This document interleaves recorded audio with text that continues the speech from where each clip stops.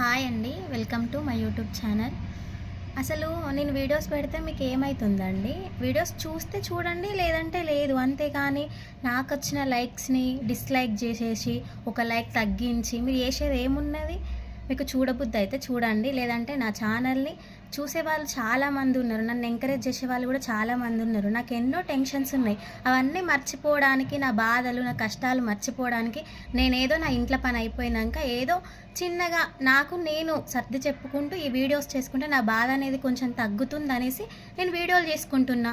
దానికి నాకు 4 లైక్లు వస్తే ఒక లైక్ తగ్గిస్తే మీకు వచ్చే లాభం ఏమున్నది? అందులో ఒక లైక్ తగ్గించినంత మాత్రాన ఇక నా ఛానల్కి అయితే ఏం కాదు కదా. మీరు చూస్తే చూడండి, లేదంటే లేదు. అంతేగాని నాకు వచ్చిన లైక్లను డిస్లైక్ చేసుడు, నా ఛానల్ని నాట్ ఇంట్రెస్టెడ్ కొట్టుడు.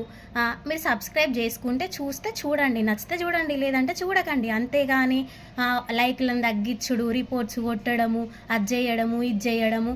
నాకు రావా రిపోర్ట్స్ కొట్టడం? నాకు రావా డిస్లైక్ చేయడం? అందుకే నేను ఉన్నంతలో ఉండాలి అనేసి నా వీడియోస్ నేను చేసుకుంటున్నా. ఎవరి జోలికి పోకుండా, ఎవరిని ఏమంటలేను కదా. నేను ఏదో ఫన్నీగానో ఏదో నాకు నచ్చింది, నాకు పని తీరినాక నా పని అయిపోయినాక నేను వీడియోస్ చేసుకుంటున్నా.